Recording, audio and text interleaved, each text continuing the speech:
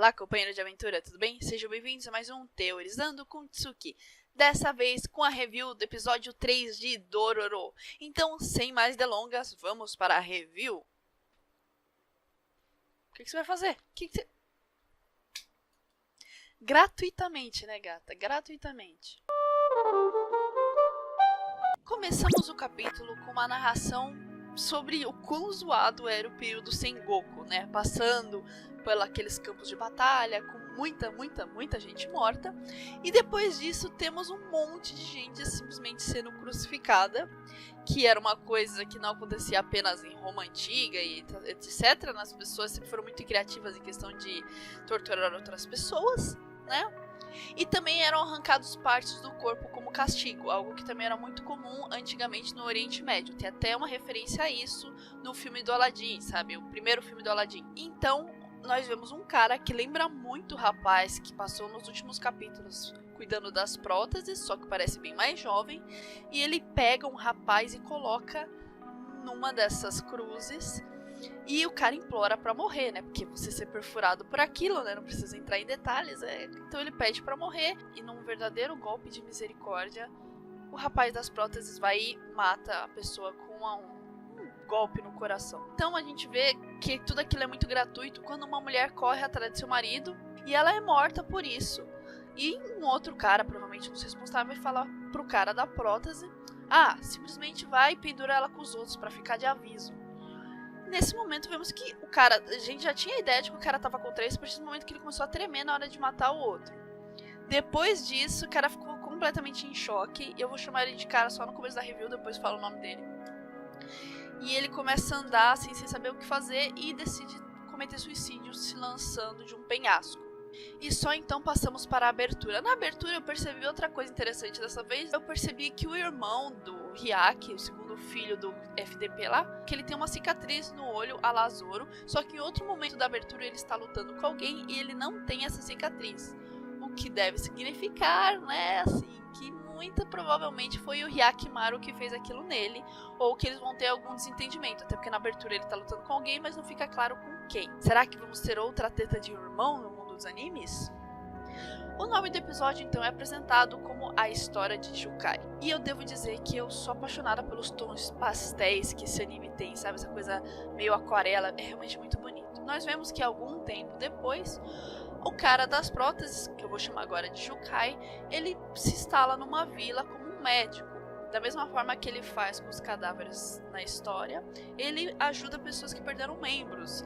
Por exemplo, por causa que saíram de batalhas, ou simplesmente estavam no meio do caminho de um samurai entediado. Tem até uma mulher que fala assim: meu filho se desentendeu com o samurai se desentendeu com o meu filho e o cara arrancou o braço dele fora. Você quer uma gratuidade maior do que essa? O cara se desentendeu com uma criança por provavelmente uma coisa muito estúpida e simplesmente vou arrancar o seu braço fora. Ele ajuda esse tipo de pessoa com a sorte mais infeliz do mundo. Essa mulher, cujo filho foi cortado pelo samurai aleatório, diz pro aprendiz do Jukai sobre boatos tenebrosos sobre a figura do médico da vila. O boato dizia que ele pertenceu ou que ele serviu o clã Shiba, que muito provavelmente é o clã ou a bagunça que tá enfiado o pai do Hyakimaru, né? Muito provavelmente. Ao saber disso, o aprendiz tem uma crise de Sasuke às avessas, esquecendo todos os anos que ajudou o cara, todos os anos que passou com o médico ajudando as outras pessoas, ou mesmo tem uma cena que o aprendiz vê que o cara dorme muito tarde porque ele fica fazendo prótese. Ele joga tudo isso no lixo dizendo que esse clã Shiba, foi responsável por matar o seu pai. E por isso que ele era órfão e que por causa disso, como vingança, ele ia matar o médico. Ele até pula em cima da mesa com uma ferramenta de lapidação com, ironicamente, o pé que o médico fez pra ele e vai matar o nosso querido Jukai. Mas então o Jukai pede por favor, porque a criança que perdeu o braço pelo samurai aleatório precisava de um braço ainda. Ele tinha prometido que fazer isso por ela, então pediu para dar só mais um pouco de tempo e depois que ele podia ser executado sem problemas. Então ele contou que ele tentou o suicídio muito tempo atrás, só que um navio estrangeiro acabou salvando ele e levou ele para outros países, outras fronteiras que eu faço ideia de onde deve ser. E lá ele aprendeu a arte de fazer prótese. Que é uma coisa assim, fácil, simples, né? Que você encontra ensinando a qualquer esquina. Mas tudo bem, né? Fica naquela tensão, começa a desconfiar se o episódio é no tempo corrente ou não, até porque a paleta é mais pálida do que os outros episódios. Então a prótese fica pronta e o aprendiz desiste. Pensando em tudo que aconteceu, ele desiste de matar o seu mestre, seu mentor, a pessoa que acolheu ele por muitos anos, mas ele esqueceu tudo isso por causa de vingança. E ainda por cima arranca a prótese que o médico fez pra ele e falou que essa não é a salvação dele e que o médico nunca terá perdão por seus pecados. Depois de mais esse momento completamente gratuito, não é gratuito, tudo bem, o cara trabalhou pro clã que matou o pai dele, mas é que dá-se a entender que o Jukai era responsável pelas execuções. Mas é aquela velha história, cara. Uma pessoa que faz atrocidades recebendo ordens é tão ruim quanto as pessoas que deram as ordens. Isso dá uma discussão muito pesada, muito grande e complexa. Ainda mais se você vê quem são as pessoas que recebiam ordens e o que aconteceria com elas se elas não acatassem essas ordens. Mas eu não vou entrar muito nessa discussão aqui com vocês. A questão é que tudo isso é muito pesado e dá pra ver que o Jukai está fazendo o possível para conseguir compensar tudo o que ele fez, que ele é realmente atormentado por isso e que, novamente, como eu disse, ele só estava seguindo ordens, apesar de ele ser totalmente contra tudo aquilo que ele estava fazendo. É confirmado que aquilo é um flashback realmente quando vemos um barco se aproximando com uma certa criança, um certo bebê, que a gente sabe que é o Hyakimaru, que foi deixado pela parteira no rio pra ele conseguir sobreviver. E o cara fica impressionado, né? Tipo, o cara não tem pele, não tem órgãos, mas ainda tá vivo. É muito bonitinho. Ele coloca, apesar de dar toda a aparência grotesca, o Jukai coloca o dedo, que eu tô com o dedo machucado, porque ele me machucou, coloca o dedo na boca do Hyaki e vê que ele tá respirando, assim, sabe? Ele tá como se fosse chupando chupeta. E com isso o médico deduz que ele quer viver, sabe? Isso é muito bacana, a gente vê que é um grande personagem. Eu já tinha gostado dele com esse negócio das próteses nos mortos, agora ainda mais que tá dando todo um background nele. Temos então a passagem de 1 ano na história e vemos a mãe do Hyaki tendo seu segundo filho, que é aquele cara da abertura, cabelo espetadão, que mandou um pássaro pra mãe no primeiro capítulo. Depois disso, mais 6 anos passam e vemos que a nossa pequena e fofa marionete ambulante é muito ninja, pulando de árvore em árvore com apenas 6 anos. E que foi mais ou menos na cidade que ele começou a atrair yokais. E por causa disso, o Jukai foi obrigado a treiná-lo para se tornar forte. Mesmo que o moleque meio que já fosse ninja, cara, que ele pulava de árvore em árvore, ele nem enxerga direito. Meu, é muito ninja esse garoto. Paralelo a tudo isso, nós temos o treinamento formal do irmão dele, todo engomadinho, né, o Tahomaru, outro cara com nome gigantesco. Acho que Japão antigo só tinha esses nomes terminado em Maru e grande. Maru é pra garotas, né? Basicamente a terminação de nome pra garotos. E o pior é que o maldito do pai é bom com esse filho. O segundo filho, ele é um anjo, entendeu? Até parece que o cara é uma boa pessoa, só que não. Nesse momento tem uma cena muito interessante que pode nos fazer teorizar que é por alguma razão enquanto o Torro... Eu vou chamar ele de Torro? Não, é Torro não, é Tarro. O Tarro, quando tá abraçando o pai dele, ele olha para o lugar onde a mãe dele deu à luz e tem a estátua da deusa do nascimento, esse tipo de coisa, que tinha perdido a cabeça no nascimento do irmão dele. E ele faz uma cara meio pensativa. O pai até pergunta: oh meu Deus, o que aconteceu? Você ficou estranho de repente. Não exatamente isso que ele disse, mas enfim. E ele diz que não é nada, tá? E começa a agir todo fofinho. Aí fica aquela dúvida, a gente já pode teorizar um pouco. Será que ele sabe do Hyakimaru? Será que a mãe comentou alguma coisa? Ou ele sente alguma coisa diferente com relação àquela estátua e tudo mais? Isso só confirma o que eu disse no começo da review, de que provavelmente a gente vai ter um enfrentamento entre esses dois irmãos. Os anos passam e pode ser só coisa da minha cabeça. Até deixa um comentário aqui de vocês se vocês acham que é coisa da minha cabeça ou se vocês também tiveram essa impressão.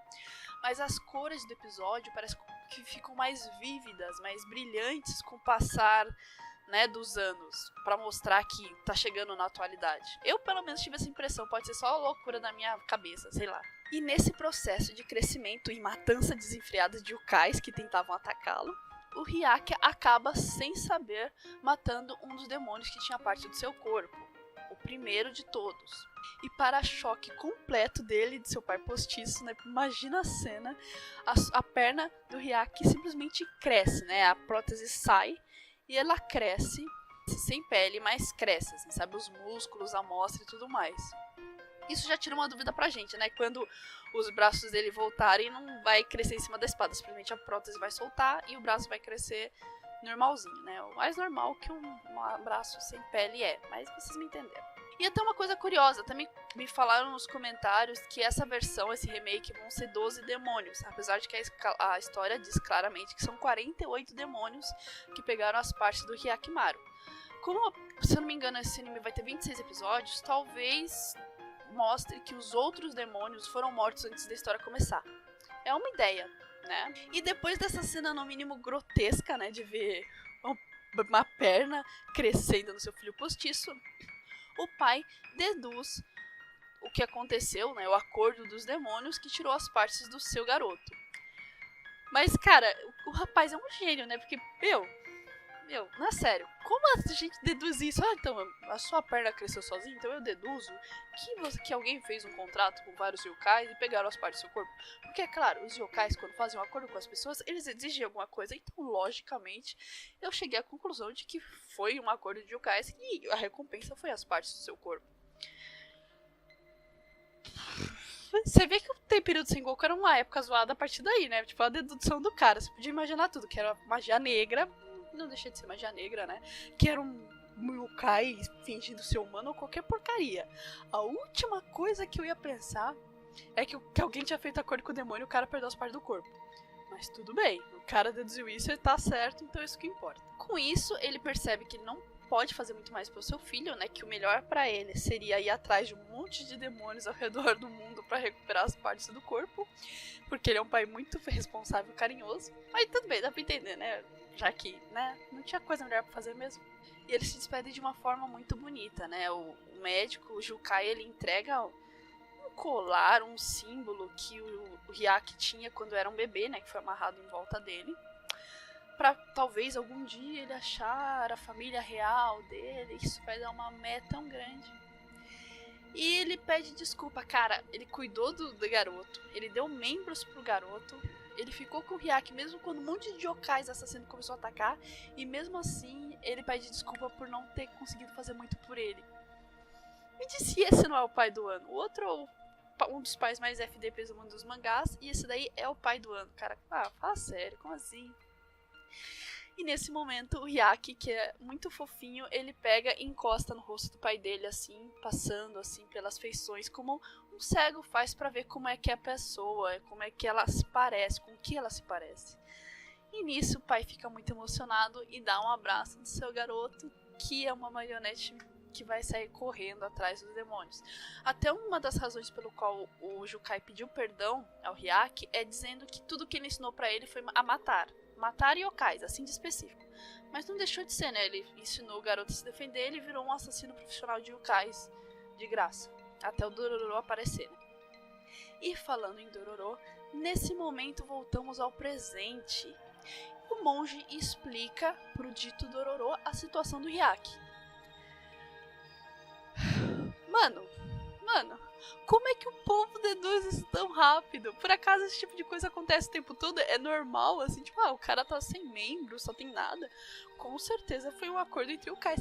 Eles deduzem exatamente o que aconteceu com o garoto. Mano, eu fiquei muito chocada. Eu falei assim, o médico, tudo bem, cara, tal. Agora, mais uma pessoa? Duas? Isso tem que ser muito normal. Então vai que metade das pessoas que estavam na fila lá pra ter membros de volta eram porque samurais aleatórios cortaram seus braços fora, ou pernas, e a outra metade é porque alguém da família, algum amigo conhecido tinha feito acordo com yokais e tinham perdido membros por causa disso. Porque não é possível, tem que ser uma coisa comum pra todo mundo deduzir tão rápido que essa é o que aconteceu. Que isso é o que aconteceu. Não tem outra explicação. E logo no finalzinho do episódio nos é revelado que o Hyaki recuperou o seu sentido da dor. Bacana, né? Porque quando você vai caçar um monte de yokai e eles ficam perfurando você, é muito bom você ter o sentido da dor. Mas ajuda, não vai dizer que não ajuda. Não da forma que deveria, mas ajuda a outras coisas. Como, por exemplo, destacar mais os outros sentidos. E ele não ser tão sem noção quando ele tá lutando, né? Porque vai perder os membros de novo e não vai dar muito certo isso, né? E até temos uma ceninha final dele testando o seu novo sentido de dor, pisando no fogo pra literalmente saber como é que é a sensação. E assim acaba o nosso terceiro episódio, com a história muito bonitinha do Jukai, e meio bizarra e meio grotesca, com o começo e com o Sasuke, as avessas e tudo mais, mas que deu uma profundidade não só ao Hyakimaru, como também a Jukai, que é o seu verdadeiro pai, que se dane o outro, que o outro é o FDP. Eu fico com a minha review por aqui, eu espero que vocês tenham gostado. Não se esqueçam de conferir aqui embaixo na descrição links dos meus parceiros, meus companheiros, meus líderes de frota. Entre no site Teorizando Kutsuki, na página Teorizando Kutsuki, no grupo Teorizando Kutsuki. Participe do nosso padrinho, que esse ano terá recompensas muito especiais e você ajuda a financiar os trabalhos desse canal aqui e dessa pessoa que vos fala. E é isso, gente. Muito obrigada e nos vemos no mar.